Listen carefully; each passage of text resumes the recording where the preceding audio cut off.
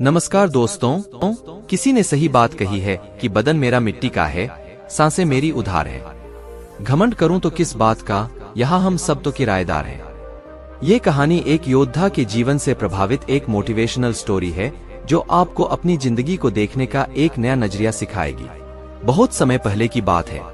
सबल नाम का लड़का पूरे दिन अभ्यास करके सो रहा था तो उसे एक रात बुरा सपना आता है जिसमें वह हर रोज की तरह अपने गुरु के आश्रम में तलवारबाजी के मुश्किल दाव पेंचों का अभ्यास कर रहा था।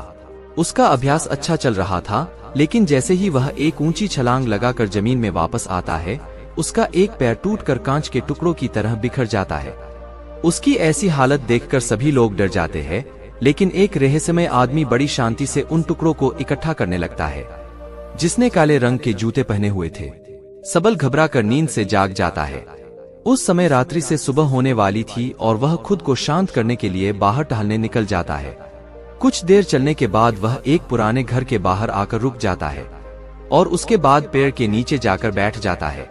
तभी एक बूढ़ा आदमी उस घर से बाहर निकलता है, जिसने बिल्कुल वैसे ही जूते पहन रखे थे जैसे सबल ने अपने सपने में देखे थे। सबल उस बूढ़े आदमी से कहता है कि तुम्हारे पैरों में अलग अलग जूते हैं। तो जवाब में वह आदमी कहता है कि इसमें से एक जूता नया है और दूसरा पुराना। फिर सबल वहां से उठकर जाने लगता है और वह आदमी वहीं पर बैठ जाता है। लेकिन जब अगले ही पल सबल पीछे मुड़कर उस आदमी को देखता है तो वह आदमी उस घर की छत पर पहुंच चुका था, जो कि आश्चर्यचकित कर देने वाली बात थी, क्योंकि एक बूढ़े आदमी के लिए बिना किसी सहारे के इतनी जल्दी छत पर पहुंच जाना असंभव बात थी। सबल उस बूढ़े आदमी से पूछता है कि उसने ऐसा कैसे किया, लेकिन वह आदमी रहस्यमय ढंग से चुपचाप उसकी ओर देखता रहता है। तो सबल वहां से चला जाता है। फिर सबल आश्रम के अभ्यास मैदान में तलवारबाजी का अभ्यास करने जाता है। सबल अपने आश्रम का सर्वश्रेष्ठ तलवारबाज था, लेकिन वह अपने प्रदर्शन से संतुष्ट नहीं था। वह खुद को दूसरों से बेहतर समझता था, इसीलिए वह थोड़ा घमंडी भी था। अपने आप को सबसे श्रेष्ठ साबित करने के लिए वह तलवारबाजी पर ऐसे ऐसे प्रयोग करता था जो कि बहुत ही मुश्किल और खतरनाक थे। ऐसे प्रयोग करके वह सर्वश्रेष्ठ तलवारबाज बनना चाहता था, क्योंकि तलवारबाजी के क्षेत्र में ऐसे प्रयोग और अभ्यास आज तक किसी ने नहीं किए थे। लेकिन उन अभ्यास को वह कर नहीं पा रहा था और बार बार वह जमीन पर गिर जाता था। उसके गुरु को यह सब सबल के अभ्यास जानलेवा और पागलपन लगते थे। उसके गुरु उससे कहते हैं कि तुम एक बेहतरीन योद्धा हो, लेकिन तलवारबाजी के इन अभ्यास को कर पाना संभव नहीं है, क्योंकि इसके लिए असाधारण ताकत, अचूक तकनीक और निडरता की जरूरत है। और अगर तुमसे जरा सी भी गलती हुई तो तुम बुरी तरह घायल हो सकते हो या फिर तुम्हारी जान भी जा सकती है। गुरु की बातें सबल को दुखी कर देती हैं। उसे इन विशेष अभ्यास को करने के लिए विशेष प्रशिक्षण की जरूरत थी। तो वह मदद मांगने वह उस बूढ़े आदमी के पास चला जाता है। सबल उस बूढ़े आदमी से पूछता है कि आप पलक झपकते ही उस ऊंची दीवार पर उस दिन कैसे चढ़ गए थे, क्योंकि मैं खुद एक योद्धा हूँ और मैं अच्छी तरह यह जानता हूं कि कोई भी योद्धा ऐसा नहीं कर सकता। वह बूढ़ा आदमी सबल से कहता है, मुझे समझने के लिए अभी तुम बहुत कमजोर हो और तुम्हें बहुत कुछ सीखने की जरूरत है। लेकिन सबल को अपने अभ्यास और ज्ञान पर बहुत घमंड था, इसीलिए वह कहता है, मुझे हर चीज की जानकारी है और आप मुझसे कोई भी सवाल पूछ सकते हो। तो वह बूढ़ा आदमी उससे पूछता है कि क्या तुम खुश हो। सबल को यह प्रश्न बेमतलब लगता है, लेकिन फिर भी वह कहता है कि मेरे पिता के पास बहुत सारा धन है, मैं पढ़ाई में भी अच्छा हूँ, मेरे अच्छे मित्र हैं, मैं देखने में भी सुंदर हूँ और लड़कियां मुझे पाने के लिए मरती हैं। जवाब में वह बूढ़ा आदमी कहता है कि अगर तुम्हारे पास सब कुछ है तो फिर तुम रात में सो क्यों नहीं पाते। तुम कल भी रात्रि के अंतिम प्रहर में मेरे पास आए थे और आज भी तुम रात्रि के अंतिम प्रहर में ही आए हो। उस बूढ़े व्यक्ति की रहस्यमय बातें सुनकर सबल उसकी तुलना दुनिया के महान दार्शनिकों से करने लगता है और उसे दार्शनिक बाबा के नाम से ही बुलाने लगता है। उसके बाद वह बूढ़ा आदमी पूछता है कि अगर तुम देश के सर्वश्रेष्ठ तलवारबाज की प्रतियोगिता का हिस्सा ना होते तो तुम क्या कर रहे होते। ये प्रश्न सबल को अंदर से हिलाकर रख देता है, क्योंकि उसने सर्वश्रेष्ठ तलवारबाज बनने के अलावा और कुछ भी नहीं सोचा था। पर उस बूढ़े आदमी ने यह सवाल पूछा, क्यों सबल को लगता है कि वह बूढ़ा आदमी संकी है, इसलिए वह घबरा कर वहां से चला जाता है और उसे भूलने का प्रयास करने लगता है। अपनी रोजमर्रा की जिंदगी की तरह वह दोस्तों के साथ मजे करता है, नशा करता है और लड़कियों को आकर्षित करके उनके साथ समय बिताता है। पर इसी दौरान अचानक सिर्फ एक पल के लिए वह दार्शनिक बाबा उसके सामने आ जाते हैं। जो एक इशारा था कि सबल अपनी हरकतें सुधारे, तो सबल दार्शनिक बाबा से मिलने उसके पास चला जाता है। उन दोनों में थोड़ी बातचीत के बाद ज्योति नाम की लड़की खाना लेकर आती है, जो कि उस बूढ़े व्यक्ति की मुंह बोली बेटी थी। फिर वो दोनों खाना खाने लगते हैं तो सबल अपने मुंह में खाना ठूंसने लगता है और जल्दी जल्दी खाने लगता है। लेकिन दार्शनिक बाबा कहते हैं कि तुम्हें अपना खाना आराम से आनंद लेते हुए खाना चाहिए। वह कहता है कि तुम्हारे अंदर बहुत सी गलत आदतें हैं और अगर तुम मुझसे प्रशिक्षण लेना चाहते हो तो आज से ही तुम्हें मित्रों के साथ बेमतलब घूमना, नशा करना, मांस खाना, गलत काम बंद करना पड़ेगा। लेकिन सबल को अपने प्रशिक्षण और अभ्यास पर बहुत घमंड था, तो दार्शनिक बाबा उसे कुछ समय के लिए घुटने मोड़कर खड़े रहने के लिए कहते हैं, जो देखने में तो बहुत आसान लगता है। लेकिन थोड़ी ही देर में सबल का सब्र जवाब दे देता है और वह वहीं जमीन पर गिर पड़ता है। अपना घमंड टूटने और खुद को बेइज्जत महसूस करने के बाद सबल गुस्से में वहां से जाने लगता है। तो दार्शनिक बाबा उसे कहते हैं कि आत्मानुभव हमें बहुत सी नई चीजें सिखाता है। हमारे अंदर हर सवाल का जवाब है, इसलिए बाहर से सोचना बंद करो और अपने अंदर अपने आत्म अनुभव से उनके जवाब ढूंढो। फिर तुम्हें पता चलेगा कि तुम रात को इसलिए नहीं सो पाते क्योंकि तुम अंदर से खाली हो और तुम्हें अपने खालीपन से डर लगता है। वह यह भी कहता है कि एक योद्धा के लिए शरीर और दिमाग दोनों पर नियंत्रण होना बेहद जरूरी है और वह सबल को एक योद्धा की तरह प्रशिक्षित करने के लिए मान जाता है। अगले दिन सबल जब अपने आश्रम के अभ्यास मैदान में जाता है तो वहां उसे पता चलता है कि उसके मित्र के हाथ में अभ्यास के दौरान गहरी चोट आ गई है और अब उसका मित्र देश की सबसे बड़ी प्रतियोगिता में हिस्सा नहीं ले पाएगा। इस बात से सबल के मित्र को प्रशिक्षित करने वाला शिक्षक बहुत परेशान था, क्योंकि वह तीरंदाजी में सबसे श्रेष्ठ योद्धा था। रात को सबल फिर दार्शनिक बाबा से मिलने जाता है। उस समय दार्शनिक बाबा बैलगाड़ी के पहिए को सुधार रहे थे। वह सबल से एक लोहे का टुकड़ा मांगते हैं तो सबल जानबूझकर उस लोहे के टुकड़े को बाबा की तरफ तेजी से फेंकता है, लेकिन बाबा बिना उसकी ओर देखे बड़ी आसानी से उस लोहे के टुकड़े को अपने हाथों में पकड़ लेते हैं। सबल दोबारा से ऐसा करता है, लेकिन दार्शनिक बाबा फिर से उसे बिना देखे पकड़ लेते हैं। दार्शनिक बाबा उसे कहते हैं कि हमारे दिमाग में लाखों बेतुके विचार चलते रहते हैं जो हमारे लक्ष्यों को धुंधला बनाकर हमें भटका देते हैं। फिर वह बाबा सबल को थप्पड़ मारकर उसे उकसाता है और बदले में मुक्का मारने के लिए कहते हैं। पहले तो सबल शांत रहता है, लेकिन जब वह दार्शनिक बाबा पर हमला करता है तो दार्शनिक बाबा उसे पलक झपकते ही उसे नीचे गिरा देते हैं और उससे कहते हैं कि अपने लक्ष्य के अलावा जो कुछ भी तुम्हारे दिमाग में चल रहा है वह सब बेकार है। उस कचरे को अपने दिमाग से बाहर निकाल दो। और फिर वह बाबा उसे अगली सुबह नदी के पुल के ऊपर मिलने को बुलाते हैं। अगले दिन जब सबल नदी के पुल पर पहुंचता है तो दार्शनिक उसे धक्का देकर पुल से नीचे गिरा देता है। सबल गुस्से में दार्शनिक पर चिल्लाने लगता है।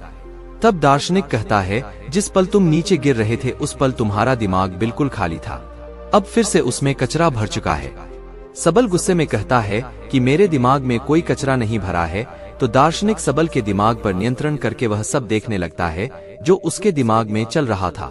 फिर वह कहता है कि अगर तुम अपना ध्यान इन फिजूल की विचारों में रखोगे तो तुम अपने वर्तमान के पलों को जी नहीं पाओगे, और जब तुम अपना सारा ध्यान वर्तमान के पलों में रखोगे तब तुम्हें पता चलेगा कि तुम क्या कर सकते हो और इतने अच्छे से कर सकते हो। सबल को चोट लगने के बाद तीरंदाजी सिखाने वाला शिक्षक सभी छात्रों की परीक्षा ले रहा था। इस दौरान सबल दार्शनिक के सिखाए तरीके से अपने ध्यान को एकाग्र करने में सफल हो जाता है और पूरी एकाग्रता के साथ तीरंदाजी का बेहतरीन प्रदर्शन करके दिखाता है, जो कि शायद उसके मित्र से भी बेहतर था। सभी लोग ऐसे प्रदर्शन को देखकर हैरान रह जाते हैं। फिर उस रात दार्शनिक को पूरी बात बताता है। वह खुश था और उसे अपने प्रदर्शन पर नाज था, क्योंकि दूसरे खिलाड़ी योद्धा उससे जलने लगे थे। लेकिन दार्शनिक को उसकी बातों में कोई दिलचस्पी नहीं थी। वह कहता है कि तुम अभी भी अतीत में जी रहे हो और तुम्हें अपने प्रदर्शन पर घमंड भी है। इसका मतलब अभी तुम कुछ भी नहीं सीखे। इतना कहकर वह उसे घर जाने के लिए कहता है और आज रात उसे कुछ भी सिखाने से मना कर देता है। लेकिन यहाँ कुछ अजीब होता है। सबल वहां छुपकर सुबह होने का इंतजार करता है और सुबह होते ही दार्शनिक का पीछा करने लगता है। दार्शनिक सांभर के अभ्यास मैदान में चला जाता है और जाकर एक ऊंचे स्थान में बैठ जाता है। सबल दार्शनिक के बगल में जाकर बैठता है तो वह महसूस करता है कि वह सभी खिलाड़ी योद्धाओं के दिमाग को पढ़ पा रहा है। वह उनके दिमाग में चल रही सभी बातों को सुन सकता है। उसे हैरानी तो तब होती है जब सबल स्वयं को उस मैदान में आते हुए देखता है। यह देखकर वह अपनी जगह से नीचे गिर जाता है। फिर उसे पता चलता है कि यह सब तो उसका भ्रम है। ना तो सुबह हुई थी और ना ही उसने दार्शनिक का पीछा किया था। ये तो दार्शनिक था जो उसके दिमाग से खेल रहा था। दार्शनिक उससे कहता है कि अभी तो तुम्हें बहुत कुछ सीखना बाकी है। लेकिन सबल बुरी तरह से डर चुका था, तो वह घबरा कर वहां से चला जाता है। इस घटना का सबल पर उल्टा असर पड़ता है। उसका आत्मविश्वास नीचे गिरने लगा था, जो उसके साथ ही योद्धा भी महसूस करते हैं और उसका शिक्षक भी, क्योंकि उसका प्रदर्शन कमजोर पड़ने लगा था। अगले दिन वह दार्शनिक के घर के बाहर ज्योति को देखता है, जो कि दार्शनिक के लिए खाना लेकर आई थी। वह उससे कहता है कि मुझे लगा था कि दार्शनिक के तरीकों से मैं एक बेहतर योद्धा बन सकता हूँ, लेकिन मेरे साथ बिल्कुल उल्टा हो रहा है। फिर दार्शनिक सबल से वो सारे काम करवाता है जो आज से पहले उसने कभी नहीं किया था, जैसे कि कचरा साफ करना, गंदगी साफ करना, कपड़े धोना और लोगों की मदद करना, दोस्तों के साथ घूमना और गप्पे मारना बंद, मांस खाना बंद। सबल ये सब कर तो रहा था, लेकिन उसे ये सब बेमतलब लग रहा था। उसका प्रदर्शन सुधरने की बजाय दिन प्रतिदिन खराब होता जा रहा था, क्योंकि वह दार्शनिक की शिक्षाओं को समझ नहीं पा रहा था। और एक दिन तंग आकर वह दार्शनिक से झगड़ने लगता है। वह कहता है कि गंदगी साफ करके मैं कौन सा योद्धा बन सकता हूँ, लेकिन दार्शनिक कहता है कि मैं तुम्हें किसी भी स्थिति में ध्यान करना सिखा रहा था और इससे तुम्हारा घमंड और बुरी आदतें कम हो जाएंगी। लेकिन सबल का गुस्सा बढ़ता ही जा रहा था। वह दार्शनिक से कहता है कि तुमने पहले दिन मुझसे पूछा था कि क्या मैं खुश हूँ, तो आज मैं तुमसे पूछता हूँ कि क्या तुम इस खंडहर घर में खुश हो। असल में सबल को लगता है कि दार्शनिक जिंदगी से हारा हुआ व्यक्ति है, जो अपनी जिंदगी में सफल नहीं हो पाया है, और उसकी रहस्यमयी बातें सुनकर वह गलती से उसके चक्कर में फंस गया है। दार्शनिक उसे अपनी भावनाओं पर काबू करने के लिए कहता है, लेकिन सबल तो उसकी एक भी सुनने को तैयार नहीं था, और गुस्से में वह दार्शनिक से कहता है कि अपनी खुशी मैं खुद तलाश लूंगा, और अपना प्रशिक्षण छोड़कर वहां से चला जाता है। अफसोस, सबल ये समझ नहीं पाया कि दार्शनिक उसे निस्वार्थ भाव से दूसरों की सेवा करना सिखा रहा था, जिससे उसका घमंड कम हो सकता था।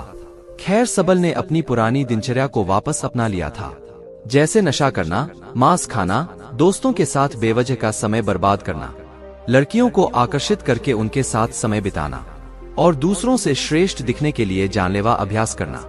एक दिन ऐसे ही जब वह खतरनाक अभ्यास कर रहा था, तब ऊंचाई से गिरने पर उसका पैर बुरी तरह घायल हो जाता है। इलाज के दौरान उसे पता चलता है कि उसके दाहिने पैर की हड्डी सिर्फ टूटी नहीं है, बल्कि चकनाचूर हो गई है, जिसमें अलग अलग 15 दरारें पड़ चुकी हैं। चिकित्सक उससे कहते हैं कि अगर तुम अपना ठीक से ध्यान रखोगे तो अगले कुछ महीनों में तुम चलने लगोगे, सिर्फ चलने। सबल को पता चल चुका था कि उसका सर्वश्रेष्ठ तलवारबाज बनना अब लगभग असंभव हो चुका है, क्योंकि उसे चलने के लिए भी बैसाखी का सहारा लेना पड़ता था, और उसका प्रशिक्षण भी पूरी तरह से बंद हो चुका था। टांग टूटने के साथ ही अब उसका घमंड भी टूट चुका था। फिर एक दिन ज्योति उससे मिलती है। उसे सबल की चिंता हो रही थी, क्योंकि देश की सबसे बड़ी प्रतियोगिता में हिस्सा लेने का उसका सपना टूट चुका था। वह दोनों एक दूसरे को अच्छी तरह से समझते थे और वह एक दूसरे को पसंद भी करने लगे थे। सबल अपने सपने को यूं ही टूटता हुआ नहीं देखना चाहता था, इसलिए वह अपने शिक्षक से मिलता है और कहता है कि मैं अभी छोटी छोटी प्रतियोगिताओं में तो हिस्सा नहीं ले पाऊंगा, लेकिन 10 महीने बाद योद्धाओं के चुनाव की जो अंतिम प्रतियोगिता होगी, मैं उसमें जरूर हिस्सा लूंगा, जिसके लिए उसने प्रतियोगिता कराने वाली समिति को अपना आग्रह पत्र भी भेज दिया है।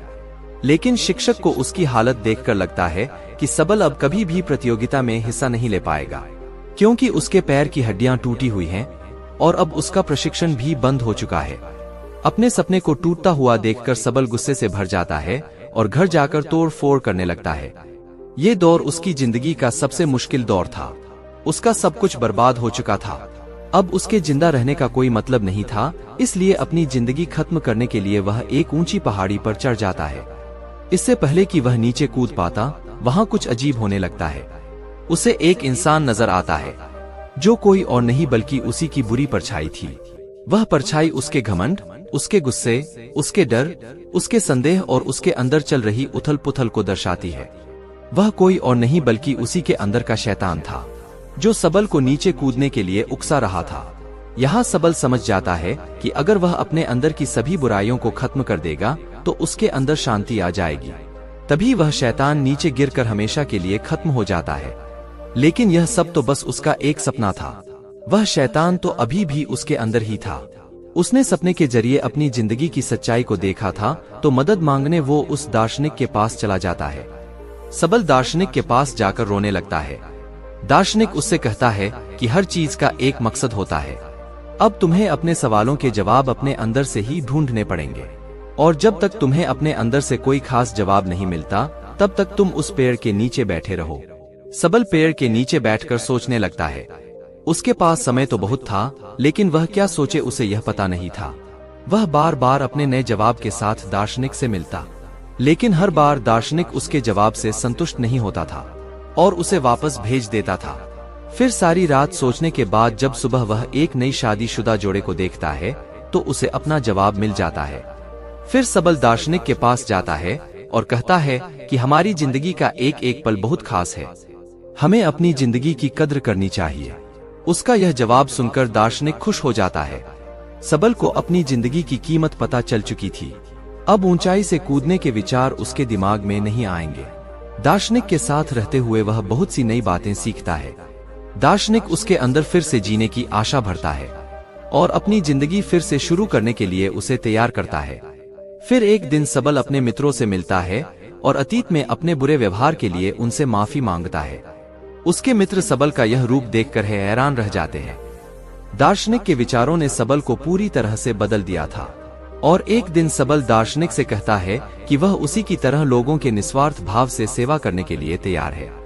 लेकिन दार्शनिक उसे उसकी तलवारबाजी का प्रशिक्षण फिर से शुरू करने के लिए कहता है, पर सबल उससे सहमत नहीं होता।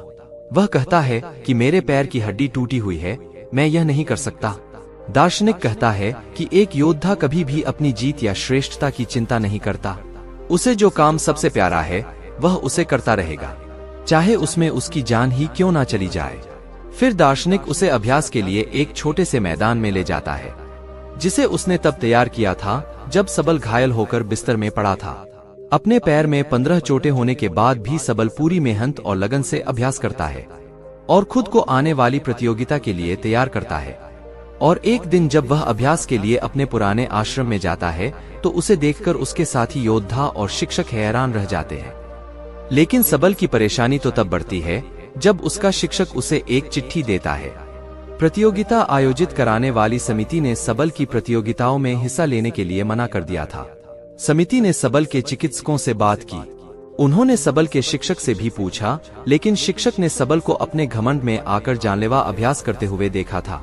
उसे लगता था कि सबल इस प्रतियोगिता के लिए पागलपन की किसी भी हद तक जा सकता है, जो एक दिन खुद को ही मार डालेगा। इसलिए उसने सबल की हिस्सेदारी का समर्थन नहीं किया। अपने मंजिल के इतने करीब आकर एक बार फिर से उसका सपना टूट जाता है।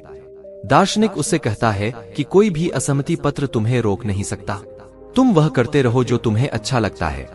लेकिन सबल कहता है कि मेरा लक्ष्य सिर्फ अभ्यास करना नहीं, बल्कि देश की सबसे बड़ी प्रतियोगिता में स्वर्ण पदक जीतना है। दार्शनिक कहता है कि स्वर्ण पदक जीतना सिर्फ एक लालच है, अगर वह मिल भी जाए तो क्या। जब तक तुम अंदर से खुश नहीं हो, कोई भी बाहरी चीज तुम्हें खुशी नहीं दे सकती। दार्शनिक उसे अपनी भावनाओं पर काबू करने के लिए कहता है, लेकिन सबल बहुत परेशान था। वह गुस्से में आकर दार्शनिक से कहता है कि मैं अपना सब कुछ छोड़ने के लिए तैयार था, लेकिन तुमने मुझे फिर से प्रशिक्षण के लिए कहा। वह काफी हताश हो चुका था, उसे कुछ समझ नहीं आ रहा था, तो अपने अंदर से जवाब ढूंढने के लिए वह उस पेड़ के नीचे बैठ जाता है। दार्शनिक उसकी तरफ को देखता है तो उसे कल सुबह अपने साथ एक पहाड़ के ऊपर चलने के लिए कहता है, जहां कोई खास चीज है। फिर अगली सुबह सबल पूरी तरह थका देने वाला लंबा सफर तय करता है। दार्शनिक उसके आगे की तरफ था और पीछे पीछे सबल। जब वह पहाड़ी की चोटी पर पहुंचते हैं तो सबल दार्शनिक से पूछता है कि बताओ, आप मुझे क्या दिखाना चाहते थे, ये पहाड़, ये नजारा या फिर कुछ और? तो दार्शनिक उसके पैर के पास पड़े एक पत्थर की ओर इशारा करता है और कहता है कि मैं तुम्हें यह पत्थर दिखाने के लिए यहाँ लाया हूँ। इतना सुनने के बाद सबल निराश हो जाता है। वह कहता है कि आधे दिन का इतना लंबा सफर तय करके हम यहाँ इस मामूली पत्थर को देखने आए हैं। फिर उसे एहसास होता है कि दार्शनिक जरूर उसे कुछ समझाना चाहता है। थोड़ी देर सोचने के बाद वह समझ जाता है कि जब तक उसे मंजिल के बारे में पता नहीं था तब तक वह अपने सफर का आनंद ले रहा था और वह खुश था। लेकिन जैसे ही वह मंजिल तक पहुंच गया, उसकी खुशी खत्म हो गई, क्योंकि जो खुशी सफर में है वह मंजिल को पाने में नहीं। सबल यह भी समझ चुका था कि उसका लक्ष्य हासिल करने का सपना भी इस पत्थर की तरह ही है, जिसे हासिल करने या ना करने से कोई फर्क नहीं पड़ता, क्योंकि असली खुशी तो सफर के दौरान है। सबल अब समझ चुका था कि अब उसे क्या करना है। वे दोनों पहाड़ी से वापस आ जाते हैं और सबल अब अपने सफर का आनंद लेते हुए वह बिना किसी हार जीत की चिंता किए अभ्यास के मैदान में अभ्यास करने लगता है। उसका बेहतरीन प्रदर्शन और अभ्यास देखकर सभी हैरान हो जाते हैं और उसका शिक्षक उसे अंतिम चुनावी प्रतियोगिता में ले जाने के लिए मान जाता है। सबल अपने साथ दार्शनिक को भी ले जाना चाहता था, लेकिन जब वह उस पुराने घर में पहुंचता है तो उसे पता चलता है कि दार्शनिक वहां से हमेशा के लिए जा चुका है। शायद दार्शनिक अपना काम पूरा कर चुका था। फिर अंतिम चुनावी प्रतियोगिता में सबल अपना सर्वश्रेष्ठ प्रदर्शन करता है। उसका अपने दिमाग पर पूरा नियंत्रण था। उसे प्रतियोगिता जीतने का लालच या डर नहीं था, वह तो बस इस पल का आनंद ले रहा था। इतनी भयंकर दुर्घटना के बाद भी उसका ऐसा श्रेष्ठ प्रदर्शन देखकर सभी लोग बहुत ज्यादा हैरान थे। इसके बाद सबल ने अंतिम प्रतियोगिता में देश के सबसे बड़े योद्धा का खिताब जीता और उसके बाद उसने ज्योति के साथ शादी भी कर ली। बाद में सबल ने अपनी किताबों और बातों के माध्यम से दार्शनिक के विचारों को जन समूह तक पहुंचाने का प्रयास किया। तो दोस्तों, आपने आज के इस वीडियो से क्या सीखा वह मुझे आप कमेंट में बता सकते हैं। इसी के साथ में उम्मीद है कि आपको आज की वीडियो पसंद आई होगी और ऐसी बुद्ध कहानी के लिए वीडियो को लाइक और चैनल को सब्सक्राइब करना ना भूलें। तो चलिए फिर मिलते हैं ऐसी ही कोई नई कहानी में कोई नए मैसेज के साथ। तब तक के लिए अपना ख्याल रखें। धन्यवाद। नमो बुद्धाय।